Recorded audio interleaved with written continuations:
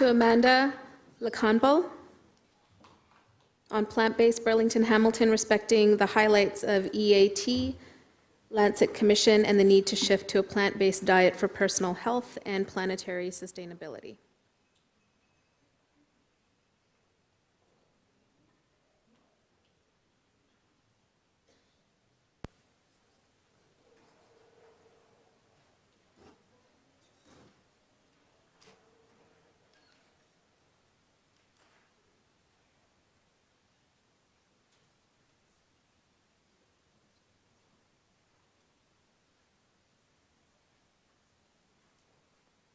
Good morning. The floor is yours.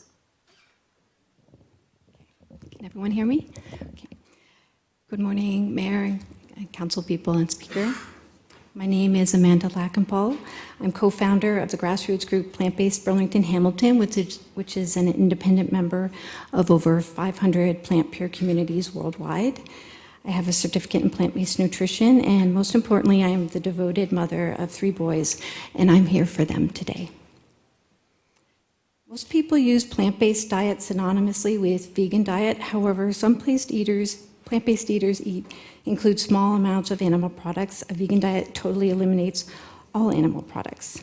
A healthy vegan diet, as pictured by the American College of Lifestyle Medicine, has been proven in over 1,000 published peer-reviewed studies to prevent and reverse chronic disease.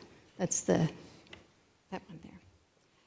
What does this have to do with the climate emergency? To quote the Canada's Food Guide, an eating pattern that is higher in plant-based foods and lower in animal-based foods can decrease the negative impact of food on the environment. In general, plant-based foods use fewer resources, such as land and water.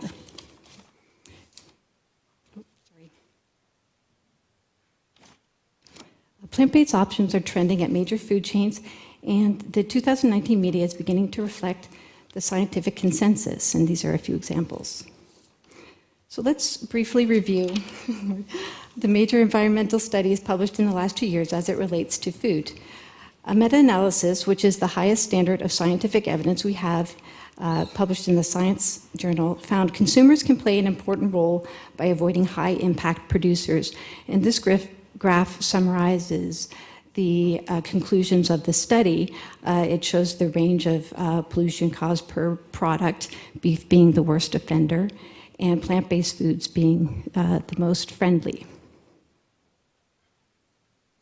The Eat Lancet report, oh my gosh. Its goal was to form a consensus for a planetary health food plate, which we saw earlier. A diet rich in plant-based foods and with fewer animal source foods confers both improved health and environmental benefits. Oh my gosh. The UN's IPC special report describes plant-based diets as a major opportunity for mitigating and adapting to climate change. They found that animal agriculture and factory farming uses 70% of fresh water, 38% of land, and 18% of CO2 emissions worldwide. This recent bioscience publication echoes the scientific consensus and has the weight of being a public declaration of climate emergency signed by 11,000 scientists in 153 countries. And again, they recommend a plant-based diet. This graph from Nature summarizes our dilemma. We are the black dot. And in 2050, the world population will be about 10 billion, so we will have great demands on food resources. If we follow our current path to the red dot, that meat is heat. And if we follow a vegan diet, we'll stay within the threshold below 2 degrees Celsius. Now, this graph takes into consideration that we've already reduced all energy, industry, and transportation emissions. So it's very important that we consider diet. Plant-based diet is a win-win for health and the planet. Can we really make a difference? Yes, we can. One person on a plant-based diet for 1 day will save 400 liters of water, 45 pounds of grain, 30 square feet of forest, 20 pounds of CO2. And if we work collectively, a worldwide meatless Monday would be the greenhouse gas equivalent of taking 240 million cars off the road every year. What can the city of Hamilton do? Follow other cities around the world and declare a citywide meatless Monday, ban carcinogenic foods from hospitals and school programs, publish a Hamilton plant-based living guide, support Nation Rising to help farmers transition, and offer plant-based cooking classes through the Hamilton Recreation. These are a few ideas. Can I keep going? 30 seconds, yeah, you're good. Okay.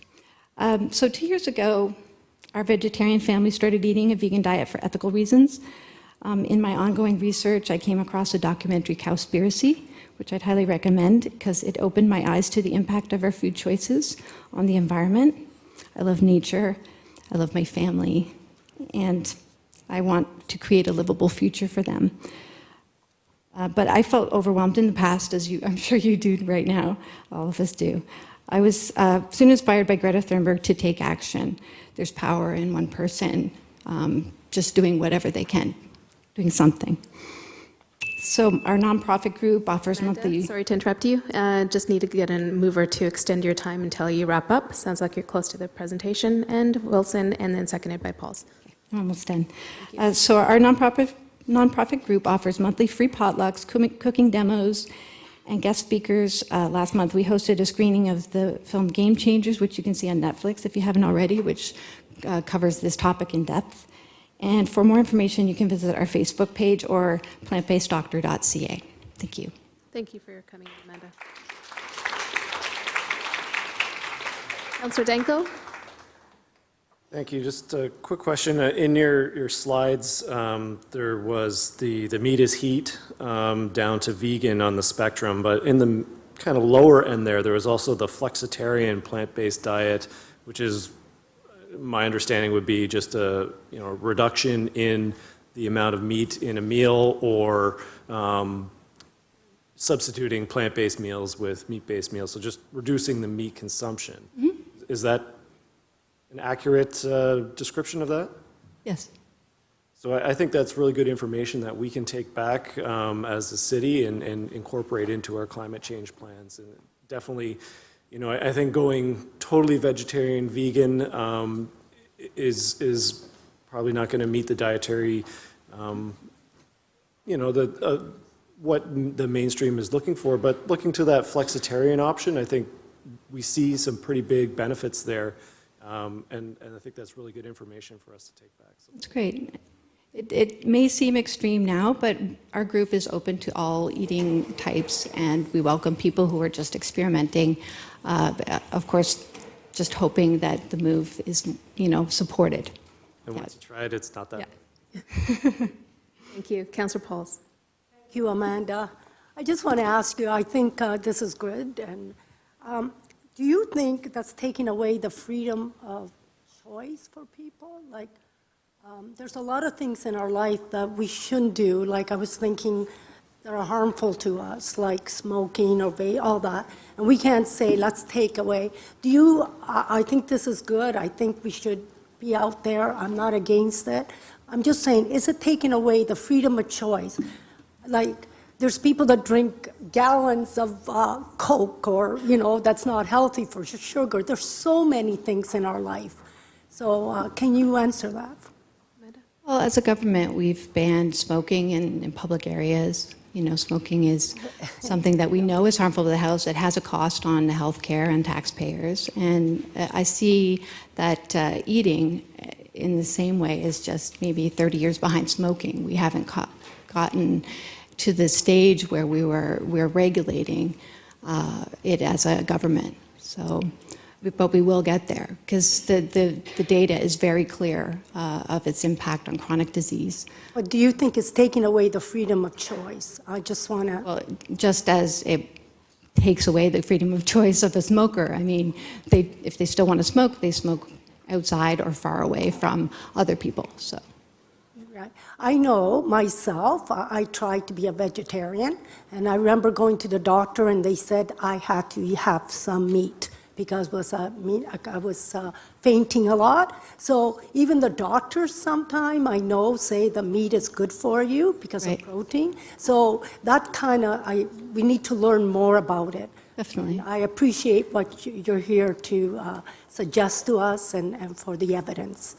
And if I may address that, my husband is a plant-based physician, and he knows from experience that most doctors get very little nutrition training, less than 5 hours.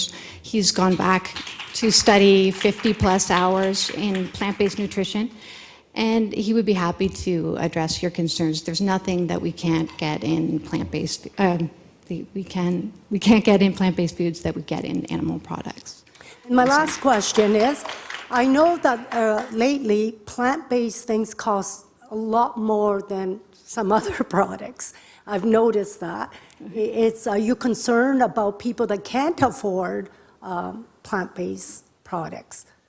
So I agree that the more processed products are more expensive, but if you look at the first plate here, this is actually called a whole food plant-based plate, and it's not processed at all, and that's actually the healthiest of the vegan diets. You can't eat a vegan diet that's very unhealthy with lots of processed foods. So I would encourage people, like in some of the poorer parts of the world, they manage to have a diet like this by eating things like rice and beans, which are very affordable, and potatoes. And, you know, you can, it is affordable if done right, and we're here to help people kind of navigate that. Thank you, Amanda. Thank you, Amanda. After Councillor Wilson, I'll add myself to the list as well. Thank you, Chair Nan. So I think some valid questions have been asked about cost and choice. And full disclosure, I'm a great proponent of price affecting behavior, and I was wondering if you could cite any resources that you may be aware of how, in fact, we are maybe unknowingly subsidizing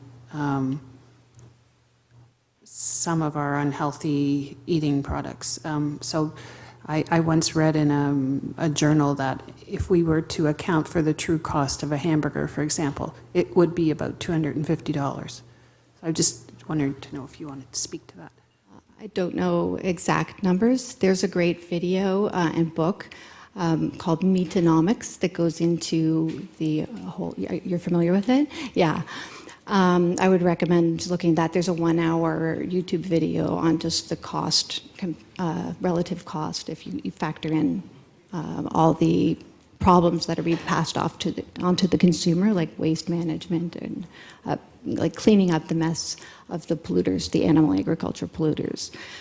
I forget the other part of the question. It's okay. It's a using, I think a genuine concern has been raised about the equity issue of the cost of our choices and how sometimes cost can preclude others from making those choices. But if we account for the true cost, it could help facilitate choices. Well, a slide alluded to the group Nation Rising to help farmers transition. One of their other goals is to end animal agriculture subsidies. So currently Canada pays billions to the industry.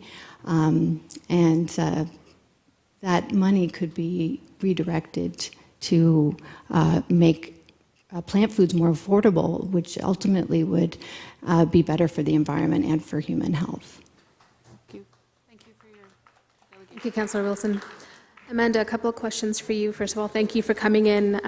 You evoked a former career of mine as a holistic nutritionist where I spent countless hours training people on how to move towards a whole food plant-based diet, not only for their personal health, but also towards the goals that are there in the Canada Food Guide in terms of reducing a negative impact on the environment. So I have a couple of questions for you. One, could you review the specific actions that you suggested that the city could take?